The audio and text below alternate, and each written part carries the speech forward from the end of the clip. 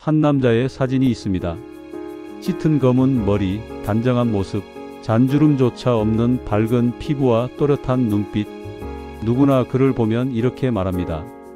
50대 중반쯤? 아니 40대 후반일 수도 있겠네요. 하지만 놀라지 마세요. 그의 실제 나이는 70입니다. 그의 이름은 나구모 요시노리. 일본의 의사이자 외과 전문의 그리고 베스트셀러 작가입니다. 그가 처음 대중에게 알려졌을 때 사람들은 눈을 의심했습니다. 정말 70세라고요? 그 나이에 저 얼굴이라고요? 그는 마치 세월이 멈춘 사람처럼 보였습니다. 그는 웃으며 대답했습니다. 저는 특별한 약도 시술도 하지 않았습니다.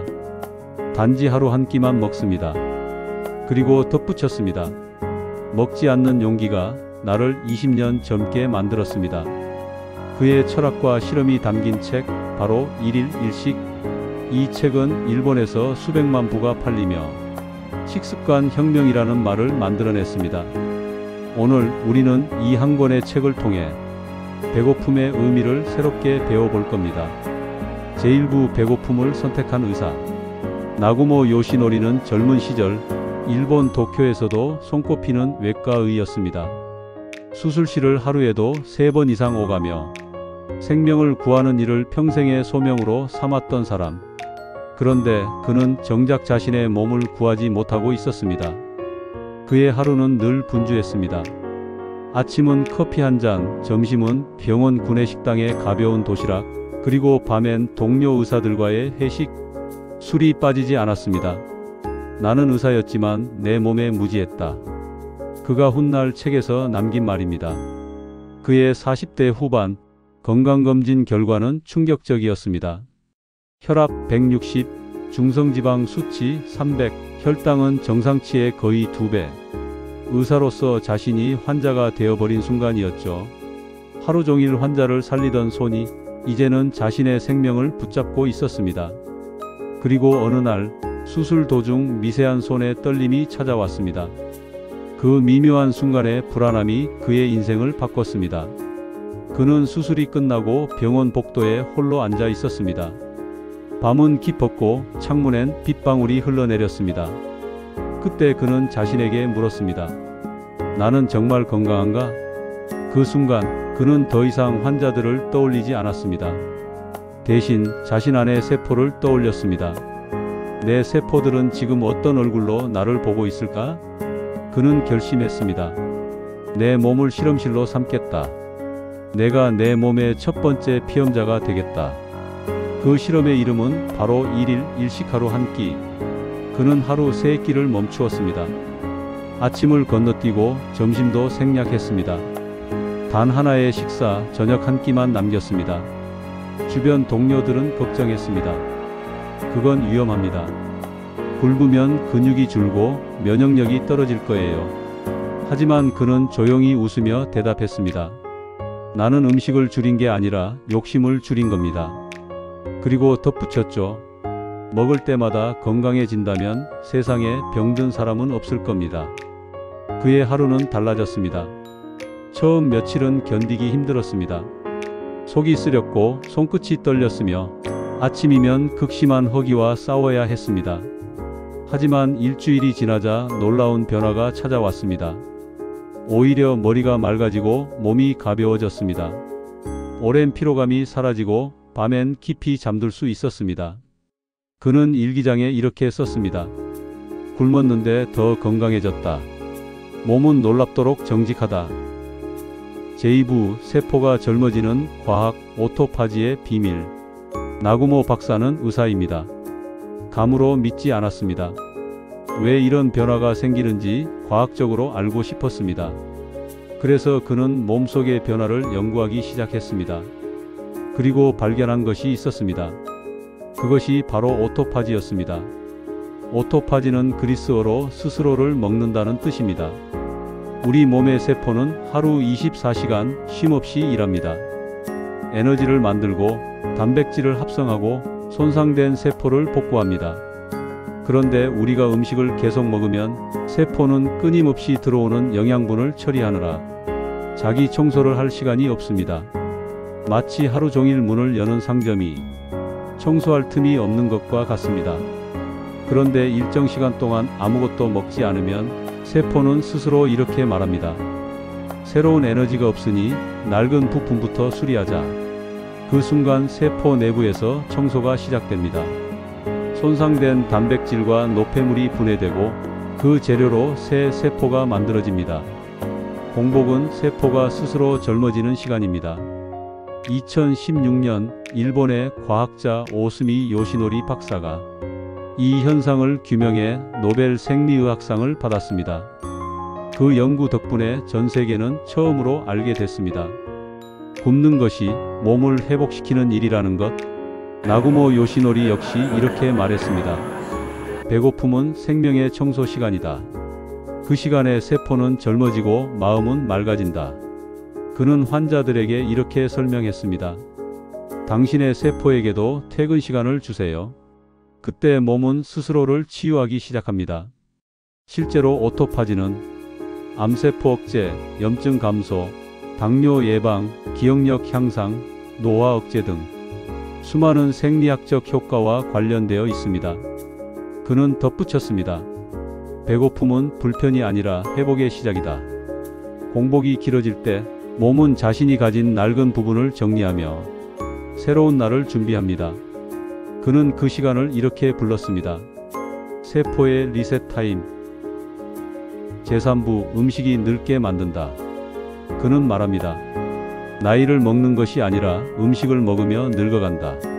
생각해 보세요. 현대인은 끊임없이 먹습니다.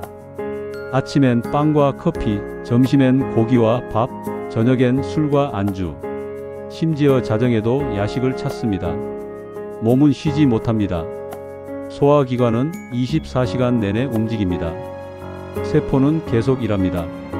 이것이 바로 노화의 시작입니다.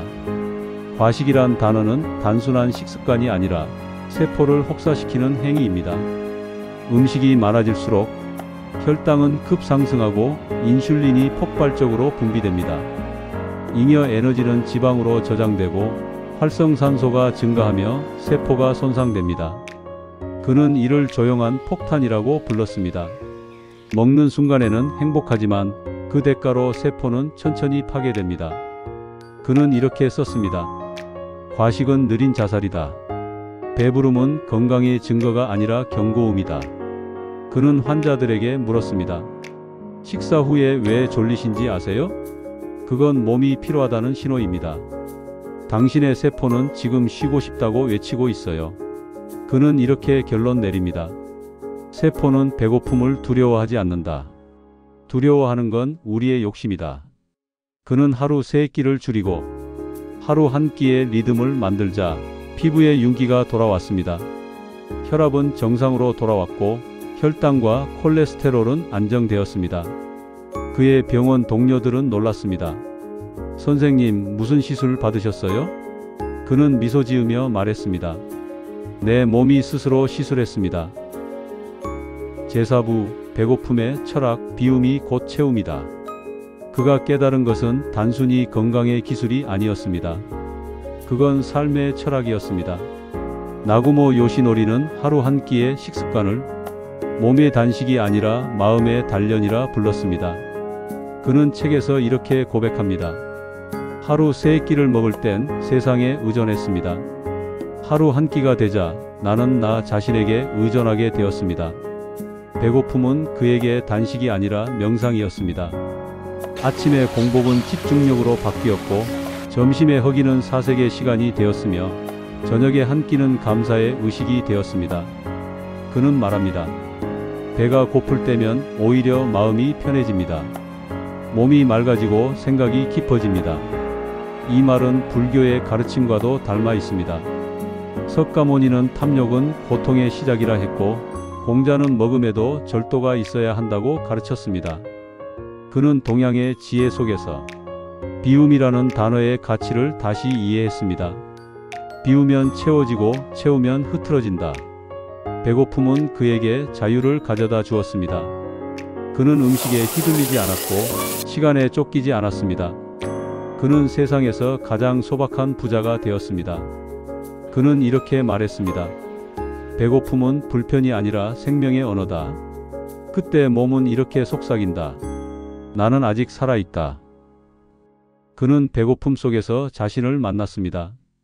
음식이 사라지자 마음이 보였고 소유가 줄자 감사가 생겼습니다.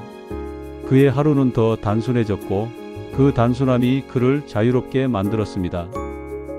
우리는 늘 더 가지려 하지만 젊음은 덜 가질 때 찾아온다. 세포의 건강은 체온보다 비움에 있다. 배고픔은 불행이 아니라 깨어남의 신호다. 제5부 현실 속의 일일 일식 어떻게 시작할까?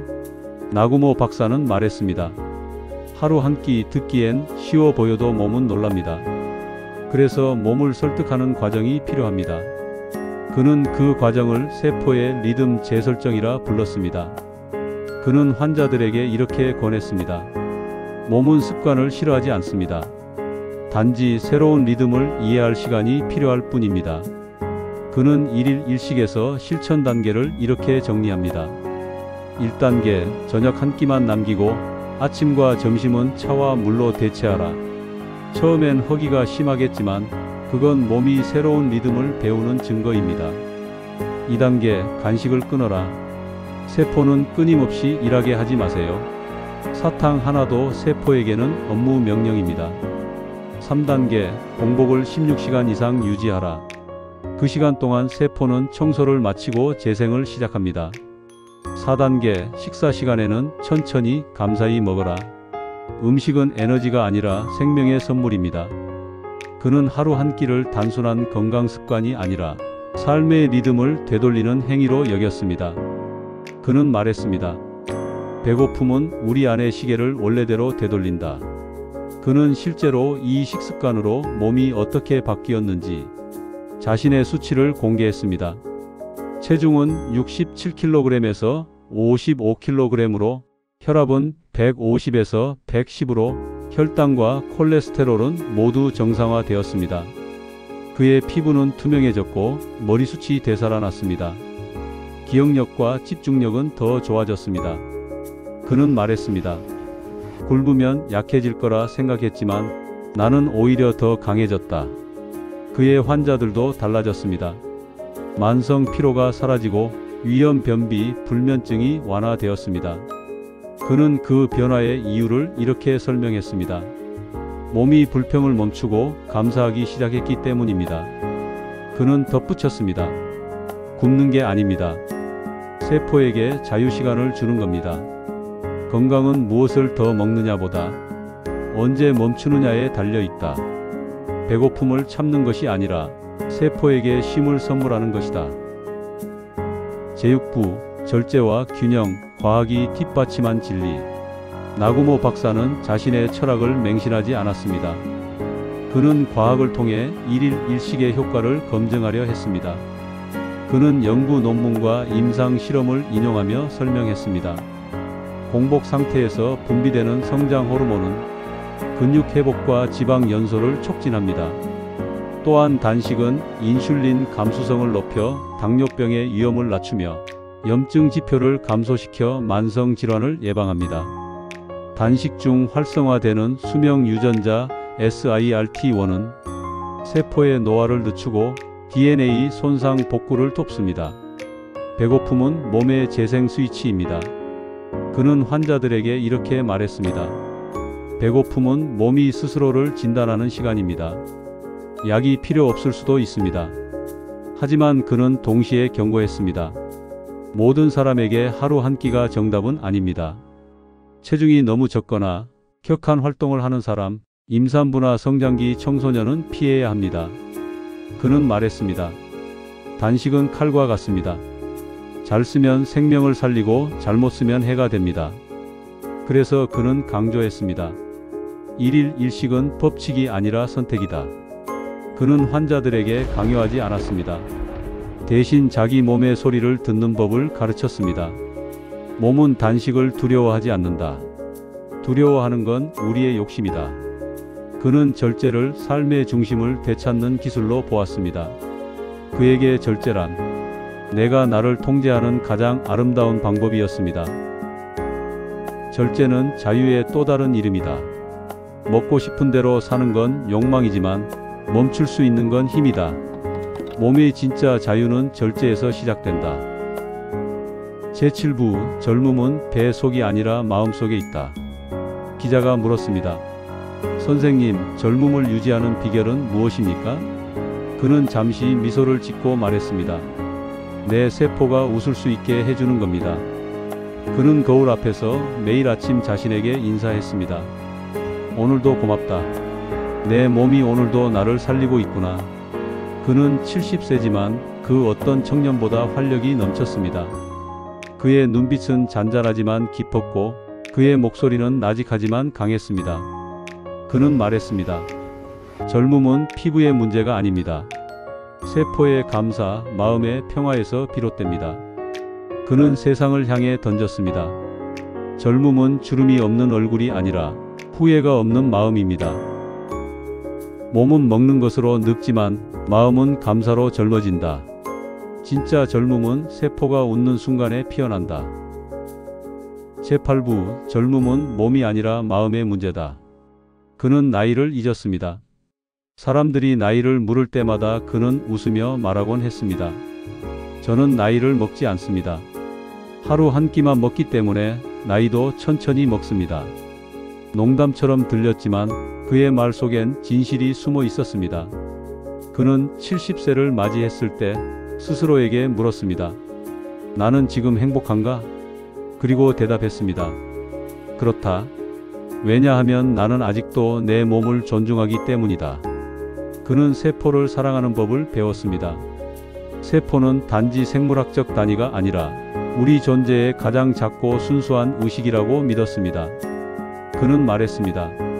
우리는 음식으로 몸을 키우지만 감사로 영혼을 키웁니다. 그에게 젊음이란 피부의 탄력이나 머리카락의 색이 아니라 자신의 세포에 고마워할 줄 아는 마음이었습니다. 그는 책 1일 1식의 마지막 장에서 이렇게 썼습니다.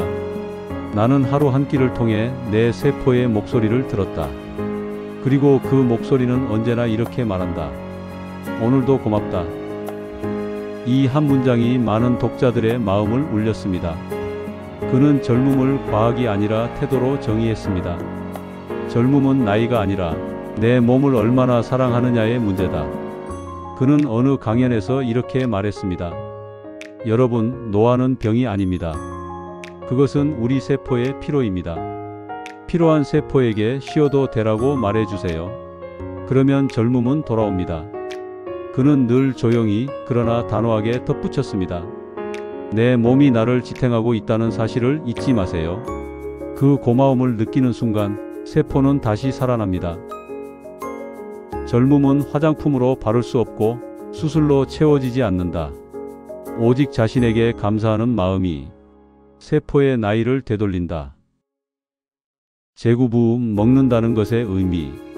그의 삶은 단순해졌습니다. 식탁에는 더 이상 화려한 요리가 없었습니다. 하루 한 끼의 작은 그릇 속에 그는 세상의 모든 풍요를 느꼈습니다.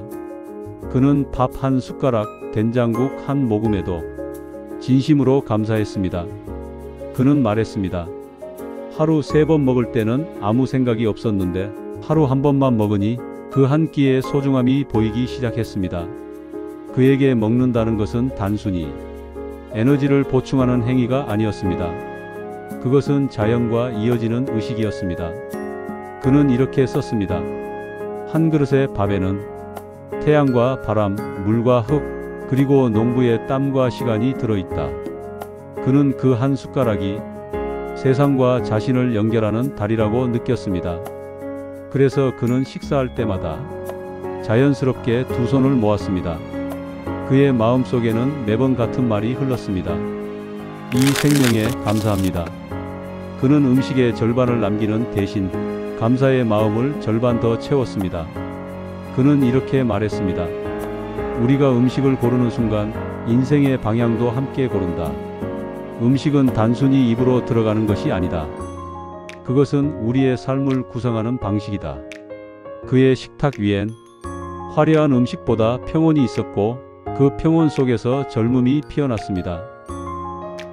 먹는다는 것은 살아있다는 증거이자 세상과 대화하는 가장 따뜻한 방법이다.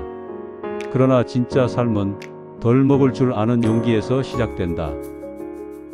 제10부 삶의 철학으로 확장된 1일 1식. 그는 1일 1식을 단순한 건강법이 아니라 인생 전체로 확장시켰습니다.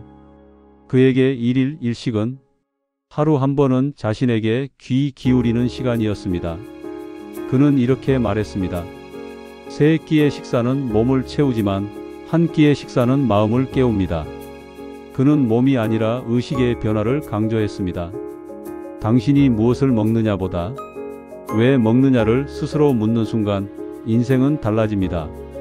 그는 자신이 병원에서 수많은 환자를 보며 가장 안타까웠던 점을 이렇게 말했습니다.